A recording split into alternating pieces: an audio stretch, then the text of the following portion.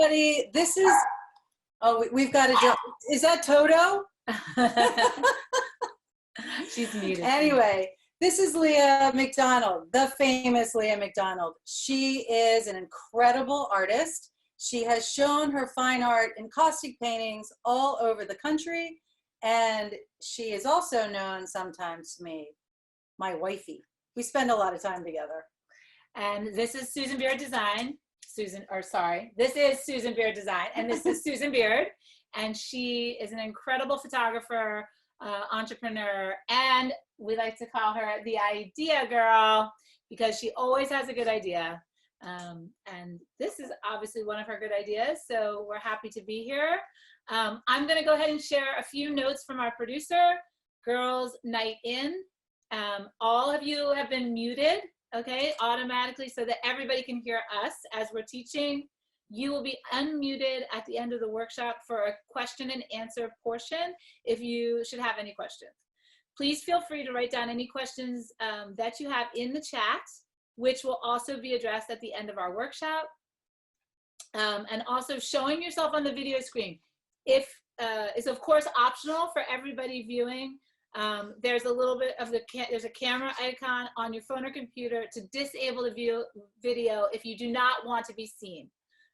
We want you to feel comfortable and enjoy your time with us. Also, if you are feeling inspired and moved by our workshop, you are more than welcome to tip us and use our Venmo account, which is Susan Beard Design. So we're happy to have you, and thank you so much. Thanks so much, guys. Welcome to WaxWorks Photo Encaustic Painting. Mm-hmm. So we're really excited to share this with you. Basically, what we have here is a very old, we're kind of in discussion about, is it 600 BC or 800 BC?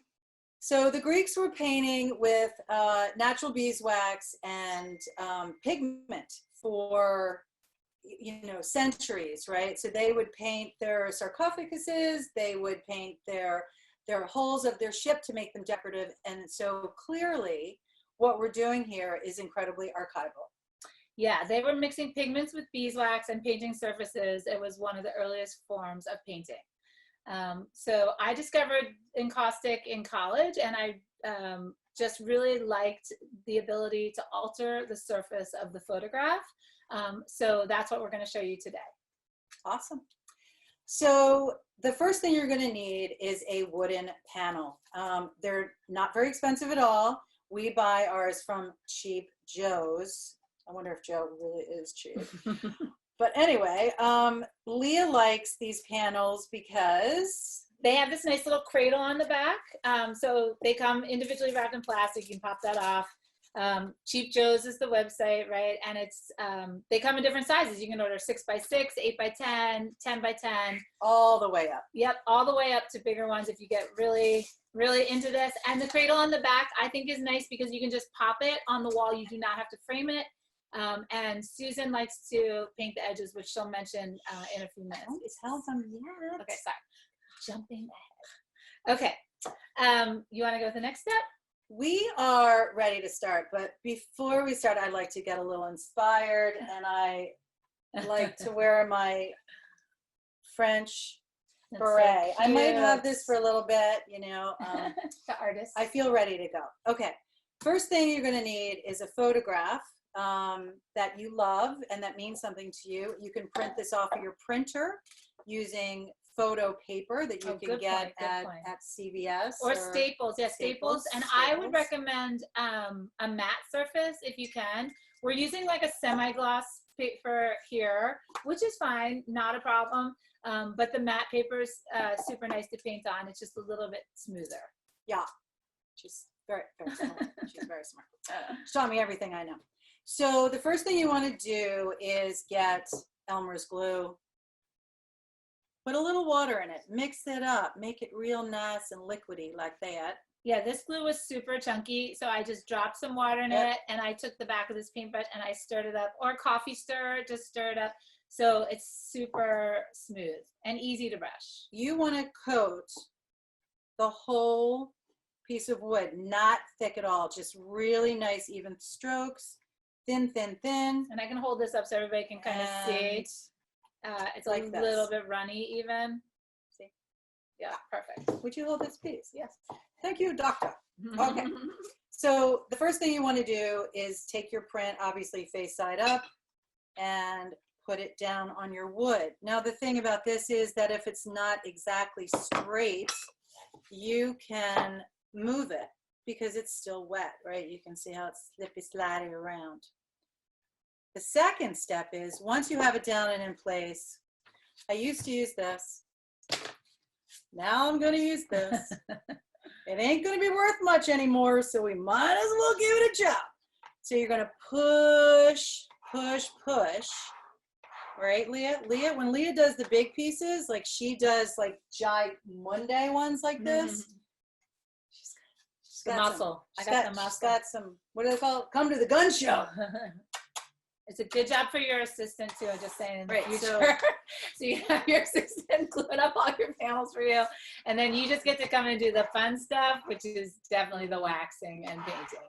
But also, if I'm gonna glue, I tend to glue a couple pieces at a time, just because then I get them out of the way. I also recommend, and it's not like crazy mandatory, but if you can glue and leave them sit, for a couple hours or even overnight, you can kind of prep everything the day before by printing all your photos or picking up all your photos or getting them from the mail, like we're getting everything delivered to us now, and then glue a couple that you think you might want to paint. It's always a good idea. Always good, especially you got to watch your air bubbles. If the air bubbles are down there, you got a problem down the road. Trust me. I've ruined a bunch of stuff. So you want to start from the inside and really give it some muscle. See what's happening here? The glue is coming out the side. Which is a good thing. That's a good thing. That's a good thing. That's a good thing. And it's going to dry clear. So see that right there? You're going to You could also grab that paper towel. Yeah, give it a little wipe down around the edges. Again, use your worthless credit card. Perfect tool, actually. Perfect tool. And you take your whole wallet of credit cards, actually, and you can probably take your driver's license out. No, I'm just kidding. Okay, so once it's down, you're happy, right? No air bubbles. You can check with light, wipe it off. Guess what, guys? We're ready for phase 2. Yeah. All right. Okay. So that was the dirty work. Now everything else is fun. That was like, the kind of chore aspect of it. Everything else is fun. So we already prepped 2 photos. And Susan had thought maybe we would do like one at a time, but I thought we would have kind of like a contest. I didn't tell her until just now. No, I'm just kidding. We're gonna, oh, someone's wearing a mustache. Okay. I am ready. Are you for real ready? Are you ready? I am. She didn't tell me she didn't tell me she was going to do that either. In the prep. You know who I am. I'm just letting you know. We haven't even started drinking yet. But don't you worry, people. I think there's some booze involved. Here we go. We got it. We didn't call it wax and wine for nothing. Well, I didn't know that I was going to have to wear the mustache. Wait, we can wax you. Okay. Okay. Continue. Moving forward. Are we going to pop the cork yet? No. I hear the corking of the Okay. So I'm going to paint this photo, and Susan's going to paint this photo, and they're beautiful. Is this Oz, by the way? Is that where we're headed to? Yeah. Oz. Susan wanted me to mention to the light at the end of the tunnel there. Okay. So we'll pay attention to that. Yep. Would you like to talk about what we have going on over here? Okay. This is, as I said, dose, phase, also known as peace, love, rock and roll. This is our waxing time. Okay. So the first thing we wanted to show you is this is beeswax. It's bleach beeswax too. So I just want to make note of that. If you go online to purchase it, or Susan has something she's going to mention later, but it's bleached beeswax. So we have a kit. We can say that. We have a kit. It's okay. We have a kit for you. The bleached beeswax doesn't have any resin in it, so it's just the beeswax. And the reason I like it for the photos is because it's not yellow. It's as kind of white or as clear as I could find. And I think it looks very beautiful over almost any photo. Okay. Gotcha. And this right here is can you guys see this? This is what we've been using. Oh, that would have been dangerous. Oh. So this is a fryer that you can pick up at, I don't know, Amazon. They're about $23, something like that, $26. You might even have one at home if you prefer not to have just an exclusive waxing apparatus. You can always do it in your kitchen. You can put it on super low heat. You can put your wax in there and put it in an old pan. So I keep the fryolator, or if you're using a hot plate, that's also an option with a little aluminum pan on there for baking. You can fill that with the bleached beeswax. And 175 is a good temperature, okay? You want to keep it warm enough to melt the wax, but not too hot so you see any vapor or smoke coming off the wax. Yeah, you're not boiling this because you're going to be making pasta or anything. And just FYI, it does take a little while for the wax to melt at that low temperature, but that's the best temperature. Okay. Okay, the other thing we can talk about just technically is these brushes here. These are what we call organic bristle brushes. You do not want to use any type of nylon or unorganic material because they might melt. So these are wood staining brushes. They're very inexpensive at the hardware store, or you can order them online. They also, my favorite brushes for waxing are called hake brushes. They're a little bit more expensive and fancier. They have a lot more bristles, so they pick up more wax, and they're smoother. They're smoother. But I know Susan likes to be textured and likes that rough, and I always call it like the burlap effect. So these brushes are great for that because they're short and uneven. Okay. She's very thorough. I'm sorry, I'm a fifth grade art teacher. I've been an art teacher my whole life. I'm like, and you can definitely ask those questions at the end. And I'm happy to help anybody. Just to be creative is really good for. And you also teach one-on-one. I do. I also which teach is one-on-one. It's safe at this, with the thank God for the pandemic. Zoom. Yeah, it's safer. Are you ready? We're not 6 feet apart. Are we drinking Should I be before? nervous? No, are we drinking before? We're going to start drinking very soon. Okay. Very soon. So we're going to wax before we start drinking, just in case. Okay. So Susan's going to take a brush. I'm going to take a brush. When I'm teaching like a waxing class or encaustic photo class, I always like to encourage my students to do what I call a primer coat or a safe covering coat to protect the surface of the photo, because for future coats, when we add other things, we might want to remove some wax, and you don't want to scratch the photo. So it's always a good idea maybe to do what I call like a base coat, or a primer coat. And that's pretty much what that looks like. What does yours look like? I don't go in straight lines. Yeah. And you've got some great texture. You can ask my boyfriend about that. And this looks really fun. Oh my God. And this whole part of the photo here looks like confetti or something really fun, like the blurry part. I guess you guys can see. Yeah. So mine is more smooth and glass-like, right? So, because I did nice long strokes with the wax, and Susan did like short choppy ones, which is all good. It just looks different, right? Right. Because it creates a texture based on how you put the wax on. Right. As it cools. All right. Don't forget the sides.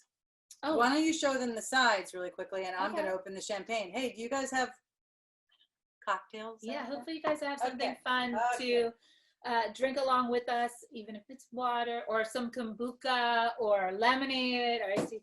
Anyway, sides. Susan likes the sides. So what I was going to say too. Ready? Here we go. 3, 2, 1. 2, 1. Woo! All right. Here's let's make an art together. Okay, perfect. So the sides, you can hold the panel in your hand, right? Remember the wax is hot, so be careful of your hand. You can hold it upright like this and add the wax to the side of the panel, right? You could go around like this, right? You can go up towards the surface or the top of the piece also. I find by doing that, though, you tend to get little splatters. Yeah, splatters. So you got to be careful. Fun. If you don't like splatters. If you wanted to, you could kind of build up this edge, and make it almost rounded. I mean, any of these things that are drawing you in or inspiring you are like really okay. This is a very intuitive process, and anything that you think of that you would enjoy, we could even try a little splatter. Like, what does that look like? Oh, I really kind of like that. well, it's like raining on my perfectly springy floral day. Do you see all those nice little drips there? Susan really inspired that. That's so fun. Okay. So like I was saying, it's intuitive and playful medium. So if something catches your attention or you're interested in it, by all means, try it. Awesome. All right. Should we try a stencil? Yes. So okay. Trace step, third step is stenciling, and I'm sure you guys, you probably have stenciled once and twice in your life. Stencils can be purchased almost anywhere, the dollar store, certainly online. They come in, you know, literal images like flowers or like this one. Or swirls. We can do lace. And I chose sort of a funky, pebbly situation. Polka dots are always fun. This is really nice. It's like organic textures. This is a really nice one. And almost there's like a little wood pattern. Looks like a rainbow. Rainbow. And a circle. So that's pretty cool. I tend to go for florally things because that's like I love flowers.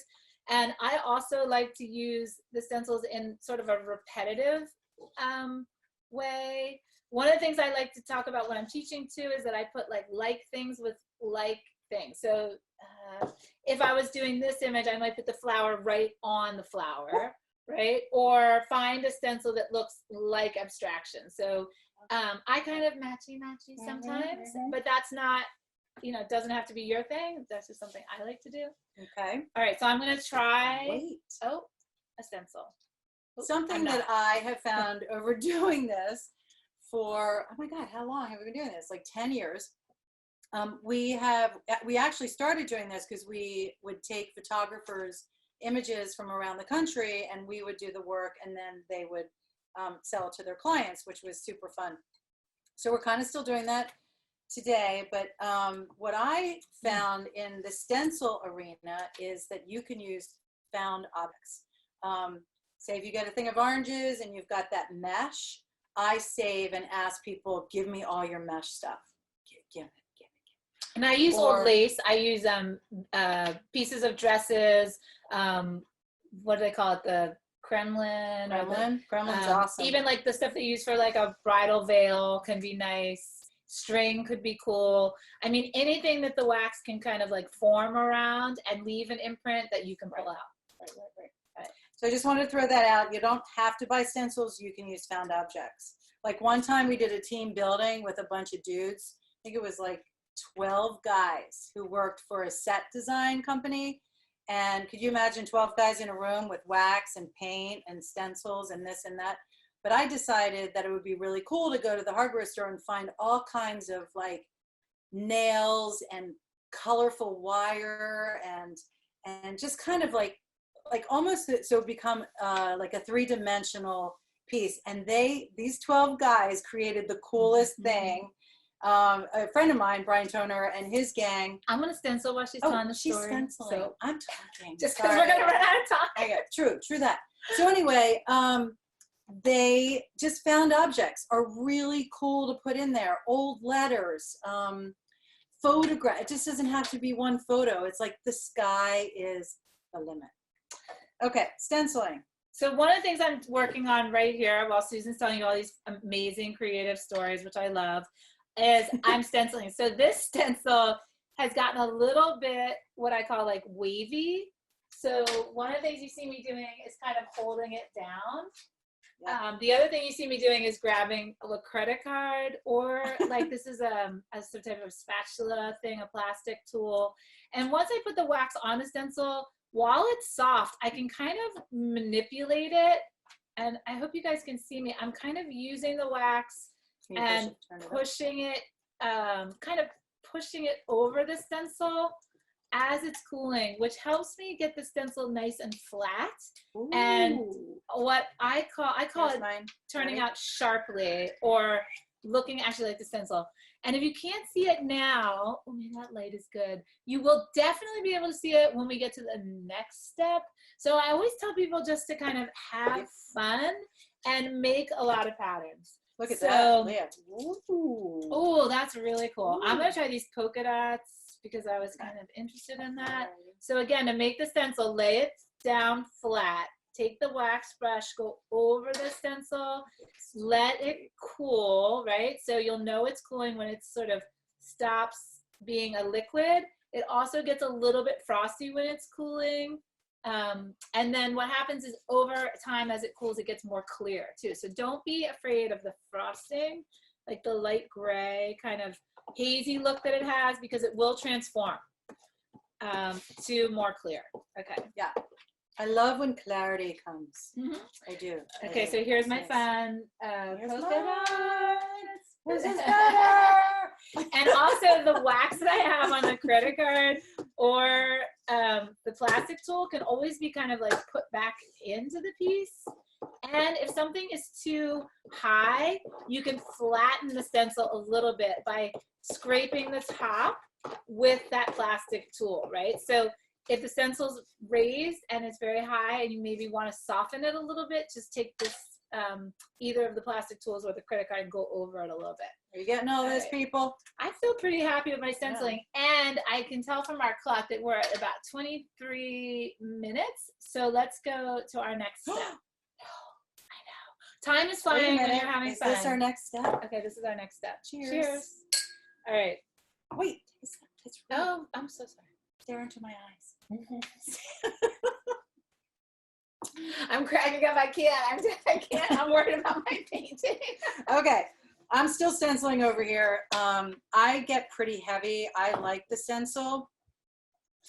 Give it a little time to dry. If you don't like what you see, like this got a little muddy down here, take that credit card, climb right in there, dig it right out. Don't be afraid. Don't be afraid. Just get right in there.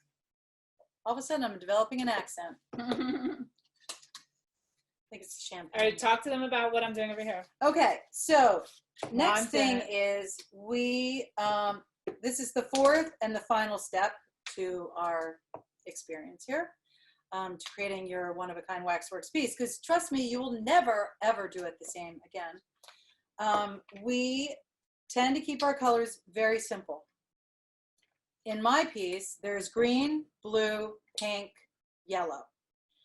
I always start with white.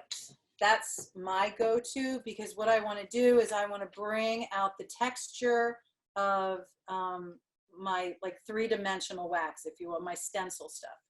Or I want to go right into my highlights. You don't even have to paint it all. There are zero rules. Zero rules. Right, so maybe after you've waxed, you just love the way that the wax looks, and I've done this with a lot of very successful photographers and artists who have wanted to incorporate this into their practices.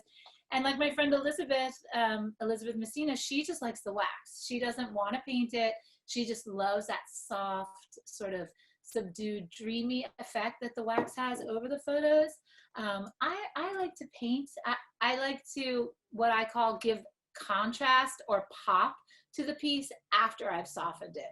So for example, I put the wax on the trees up here, and if I wanted to give them, the trees, more definition, I might add just a little bit more black, right? And Susan said she likes to add white first. So I could go for white first, but just for this video or our little time together here, I've gone for black to really kind of show you what I mean by pop. And if you have experience with photography, you might understand pop is equal to contrast, and that's making the darks darker and the lights lighter. So I've just kind of added a little black in there, but it really did kind of reiterate and create that space, right, with the white being contrasted to the black and the pink coming forward. Then I might also, I might also make some colors. These paints too that we're using here are just acrylic, small bottles of acrylic paints. So these are water soluble paints. They do come in the kit, just saying. Yeah, Susan's created this amazing kit for everybody. If you'd like to order it from her, she'd be happy to sell it to you. So look, I can mix the colors. I can make the pink exactly the pink I want. I can add a little yellow to make it a little bit warmer. And then I can just kind of like add the color around. Wow. As I see fit. Like you nailed it. You nailed it. I'm going to keep blending and adding paint. And Susan likes to use the sponge. So do you want to show them how you like to use the sponge? Leah, how old were you when you knew you were an artist? Oh my gosh. I never asked you that question. I knew I was an artist probably in elementary school, like around that like second grade. Around that second grade. Does everybody remember second grade? Definitely by fourth grade, because I was always wearing that rainbow shirt. I was always wearing this shirt. I loved it. It was a rainbow shirt. All right, you gonna demonstrate? You want to paint a little? I'm gonna show what I like to do, and I get in there. Oh, I thought I was the finger painter. Oh wow, I'm really loving this. I feel like a little. Oh, this is looking nice now. I love the black in the trees, and then maybe Stolen my sponge. I add a little black at the top. Did we tell them about? Okay, this is my favorite tool, a sponge, and of course paper towels. And now I'm finger painting over here. Yeah. I think we need to wrap though. I really feel like time has just gone so fast. And I feel like I'm just going to say this is kind of going to be done for now. We went through all the steps. And just because I'd love to hear from everybody. So questions, answers. Okay, you have quite a few girls. So, all right, wait, here's my finished piece. Let me just show it real quick. Okay, here we go. Beautiful. And let's see Susan's. Mine's not finished, but I needed more time, teacher. I need more time, teacher. All right. Questions, go ahead. Okay, from Allison, wouldn't it be a good idea to put a piece of white paper between the credit card and the photo to eliminate the risk of scratching the photo? That's a great idea. You could put a piece of wax paper there if you're feeling nervous, but I feel like the credit cards are pretty not gonna scratch. Unless, of course, there's like a grit in between there that gets caught. If you really felt conscious about that, or you could even take like a nail file, emery board, and maybe file this rounded a little bit, but I think you're fine. You're fine. Okay, Leanne asks, without the resin in the bleached wax, does it crack off the print surface? That's a really good question. We're not putting like 5 or 6 coats on these photos. We're putting maybe 2 to 3. And from my experience, that's not enough weight for the wax to crack. So yes, the resin in traditional encaustic painting allows an artist to really layer up heavy. But for this photo encaustic, bleached beeswax is perfectly fine. And it's a little bit clearer and more white, which I enjoy for adding texture to photos. Great question though. Okay, Leslie wants to know, can you paint the edges before waxing if you want to? Yes. Yes, and I've even seen people use like a dark wood stain. And I did not demonstrate that today, but you could paint them, then put masking tape on them, then do the wax surface and pull the tape off and have a perfect, perfectly clean edge. Yes, great question. Okay, and Nancy wants to know, can you use a lightly colored wax? A lightly colored wax. I don't. I know Leah mixes. Are you still doing that? Are you mixing your wax, or are you only using? Well, today for our demo, we used bleached, and I would just use it straight and then add the color on top, like we did it. But that would be maybe another class, tinting the wax, which we'd be happy to talk about in the future. Okay, several people are asking about fusing. Do you have to fuse the base layer? Is there any fusing? No, we do not fuse with the bleached beeswax. And again, we're doing a very simple acrylic coat on top. So very simple, 1, 2, 3, like glue, photo, wax, maybe a couple stencils and acrylics. We're not fusing. Nope, not enough layers. Not enough layers. And when we're doing a piece for a client, we use oil sticks. So we use oil paint that are fused into sticks, and they take depending on the time of year, anywhere from 2 to 3 weeks to dry. So when we're doing a class or we're doing a live encaustic, it's called WaxWorks Live. When we're doing like a wedding or a bridal show or something like that, we always use acrylic so the piece can go. It's quicker to dry, and we're not putting wax on top of the acrylic. We're putting the acrylic as the top coat, right? So it's stable. But that's also a very good question. Okay, what does WWP stand for? WaxWorks Photo. Yeah, and actually that's a great, thanks for bringing that. WaxWorks Photo is Susan's company. We do WaxWorks photo workshops. We did a bunch of classes here at the studio called Wax and Wine, where we served wine. Susan made beautiful dinners, and people came, and I'm a chef. they were, when we were allowed to be social in that way, which we will be again soon. Yeah. Susan is also doing something called WaxWorks Photo Corporate, where she's doing team building with creative encaustic painting, and she also does live, where we're painting at a wedding or a party, and we've done, and people join in, and we work on really, really big pieces, like 2 foot by 3 foot pieces. Yeah. And then it stays with the bride, groom, you know, host, client, hostess. the host or hostess. Yeah, it's good for like birthday parties and things like that. Are there any more questions? Yes, we have a couple more. So Okay, Janet wants to know, can you imprint in the warm wax with a rubber stamp? Very good. Yeah, rubber stamps are hard because they're not sharp enough. I would recommend just making a nice wax surface and dipping the rubber stamp in the acrylic paint and making the design that way. Okay, Valerie wants to know, what bleached beeswax do you use on Amazon? They're calling it white beeswax.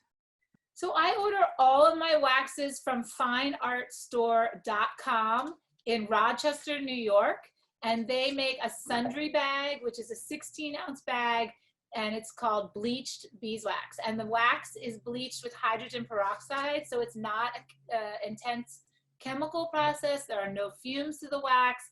And I discovered this wax because I wanted to find a wax that I could pour onto photos that wasn't yellow and did not have resin in it.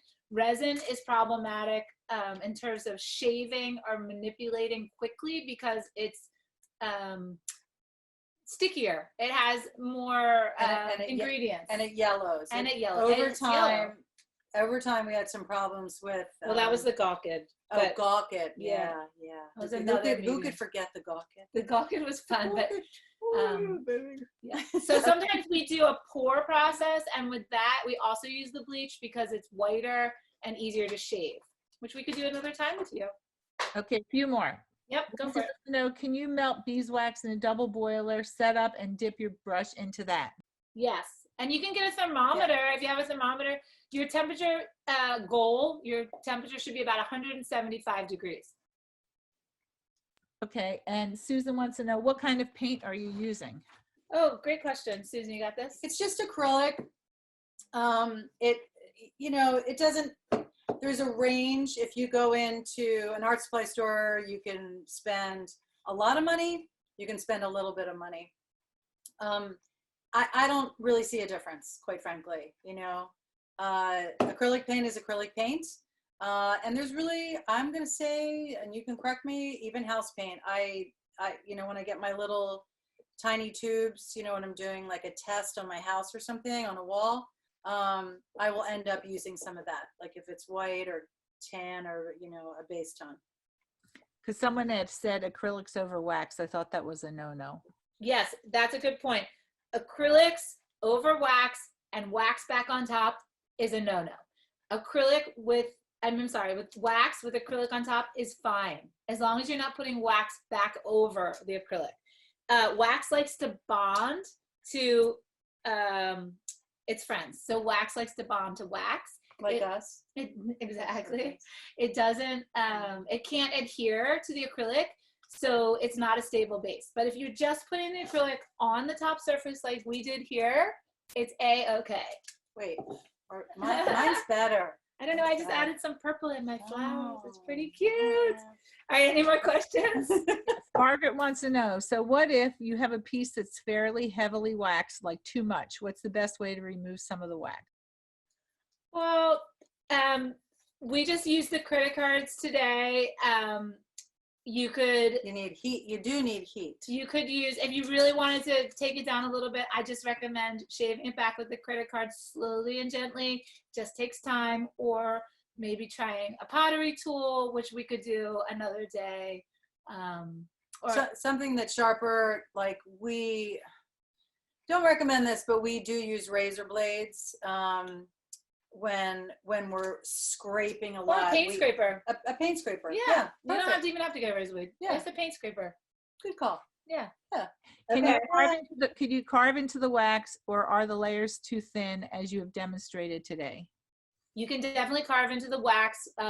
You know, even like I like circles. You could even, if you have a stencil area, you could imprint, right? So you can press in. I can make a circle. You could use a sharp tool or even a sharpened pencil, and you could draw or scratch away the wax. Absolutely. Can you simply weight the wax onto the photo with no stencil? Yeah, absolutely. You could just brush the wax on. It could be really clear and smooth. You can continue to brush and make brush strokes. You could make a very smooth coat and then do a drawing on the surface, or trace back to the reference material in the photo is absolutely fine. Or you could write a bunch of words, like I could write believe or faith or love or any of those words into this fairly thin wax layer here. Absolutely. People are asking, where can they purchase your kit? Give me a call. I will mail it right out to you. If you're close enough, I might even drop it off and toss it over. 6 feet, of course. Do you have an email, or how would you like them to reach out You to can you? email me. I'd love to hear from you guys. What's your Anything, email? any more information, Leah and I are totally available. If you buy a kit, we'll be there even more for you, if that's even possible. And we said that we talked about maybe even trying to help people print photos. If you send us JPEGs, yeah. I have the Epson 3880 at home. I'm also sponsored by Han Mule Paper Company. Yep. So I'm more than happy to include a couple photos in the boxes so you can get started with your family. This is a great project to do with your husband or your kids. We even did a couples wax and wine once, where we had, you know, husbands and wives come make art projects together. So we're happy to help out in any way. You can reach Susan at susan@susanbearddesign.com. That's me. Okay, so I'm gonna end with a few notes back from our producer, and that's thank you so much everybody for coming. This I told Shelly about, and I told Susan, but this was really the highlight of my last 2.5 weeks. And my gift is really to be creative and inspire creativity. And just doing this today made me feel so much better. And I think Don't touch me. Oh, sorry. Well, we're within the 6 feet. Sorry, but oh. Anyway, thank you so much for coming. And we have a short poll that we would like everybody to take. It'll appear on your screen. If you don't mind filling that out for us, that'd be great. And we hope you come back for another workshop through Girls Night In online and support some other amazing women who are doing a great job to share themselves. Also, thank you, girls. Also, just so you know, we will include their email, and you'll get a thank you note email tomorrow, so that information will be in there as well. And if you like, I'm going to unmute all of you at the same time so you can say goodbye and thank you to Leah and Susan. Thank you, guys. Thank you. Thank you.